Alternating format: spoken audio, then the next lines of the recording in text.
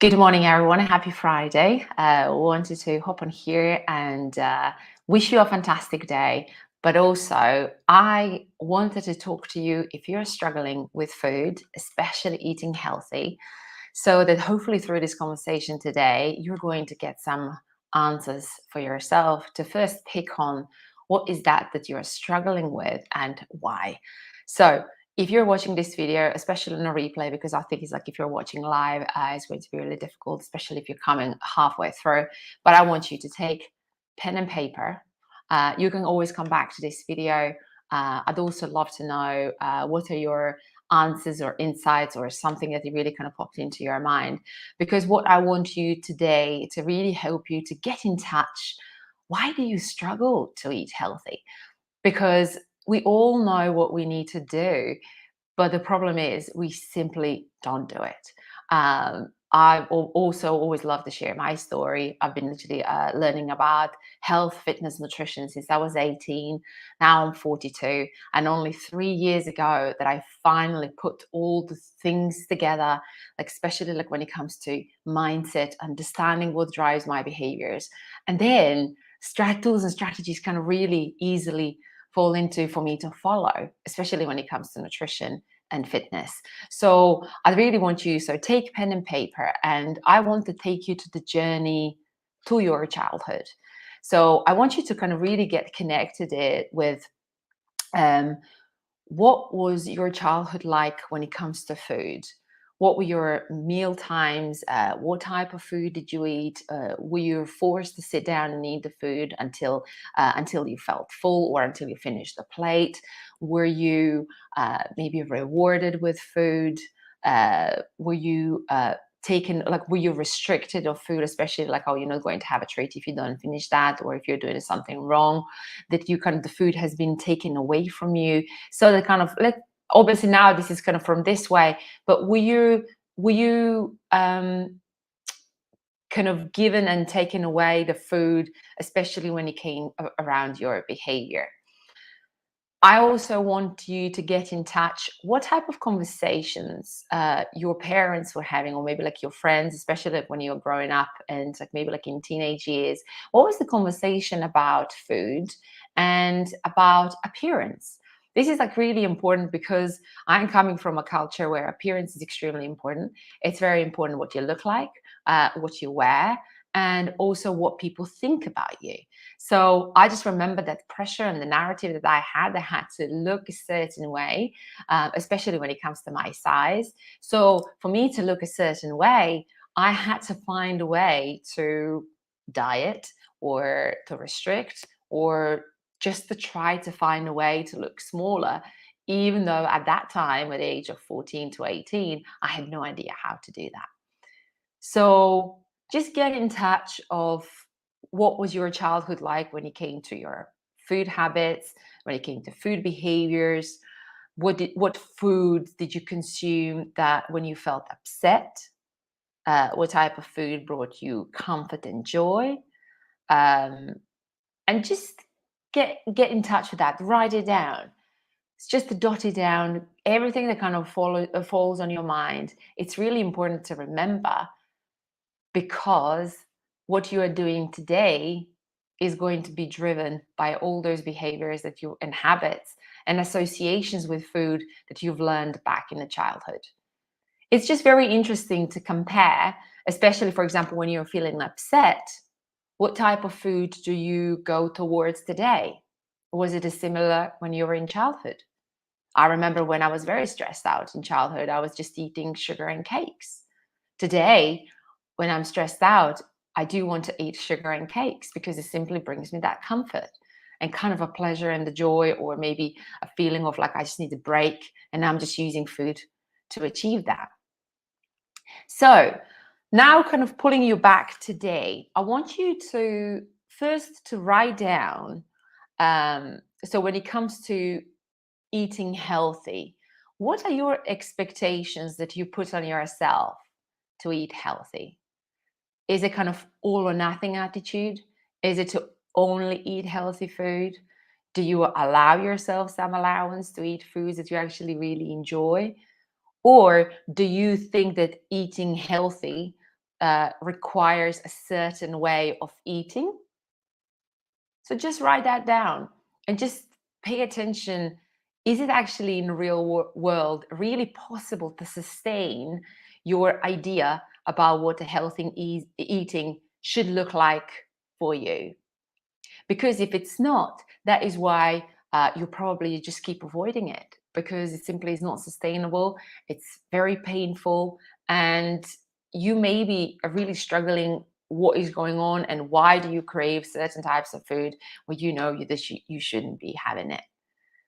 So I just want to give you one tip. If there is a specific type of food that you know you shouldn't be having, that's the rules that you've put on yourself. I just want you to think about what would happen if you would allow yourself to have it. You crave it and you have it. What would happen? Because what normally happens in our head, it's when we are craving something, it's because we put some rules that we can't have it. And we all know how children are. If they can't have something, they want that even more. So it's the same thing with food. If you allow yourself to have it because you crave it, even especially like if you eat it, then I really just want to give you the permission to be okay with that. Because that battle that you're having in your mind, that you know that you should be doing something, but you're actually doing completely opposite. If you actually think about, you are still doing it, and then the pressure and the failure you feel for doing it's just simply causing you distress. So go back to your knowledge about nutrition, and especially when it comes to habits and behaviors when it comes to nutrition. So from where are you gathering the information? So because what it can be misleading, that maybe you are reading like a lot of research. It can be that you're following certain types of people that you like their advice. And what you're going to find that most of advice that we follow, it's very confronting. Like, for example, I'm just going to use eggs. I always remember the battle with eggs and oil. So some research is saying that eggs are really healthy. Some research is saying that you should never touch the eggs in your life. And this is literally for every single thing that we come across, especially when it comes to sugar, when it comes to carbs, when it comes to fats, when it comes to protein. So I'd just like to really you to question, what type of information do you really hold on to? And I'm just going to say, if you use your common sense, this is really important. If you use your common sense, do you think that you would be able to actually really start questioning all the information out there and take on board what you feel like is actually serves you and helps you to feel better? So, for example, when it comes to knowledge, I always say, so my approach to nutrition is that first we all need to understand what is holding us back to do things that we want to do. And then to really understand very basic nutrition strategies that can help us to start having control over their life. So, for example, you can all Google it. It's all out there. But I just want really to tell you here, but why you're not doing it in the first place. So then the next thing is obviously the association that we're having with food. Why are we using food the way we do? That's all driven by our internal world, in the sense of how we perceive ourselves, what we think about ourselves, how we're managing life, stress, expectations, the rules and pressure that we put on ourselves. Food is literally just going to be a reflection of that. So if you can't eat healthy, I would just like to invite you to really get definition for yourself. What does healthy eating looks like to you? And then I want you to really consider, to find a way while you're writing or while you are thinking, and just getting that into your mind, what healthy eating long term would look like. Would that be balanced approach, or would that be all or nothing approach? So, and when you get the sense of that, because what my healthy eating looks like to me is going to be look completely different to you. So I just want you to think about, what would that look like that you feel happy for doing it, that you can do it long term, And then you start from there. Make the smallest changes every day, because lots of people that I work with, they literally just want to completely, like chuck all their eating habits and all their food in the bin, and they want to start all over again, fresh. But we all know how that ends. You just basically pulled towards to do things that you've always done, things that are comfortable, things that are familiar, uh, things that got you into routine that you are repeating week after week after week.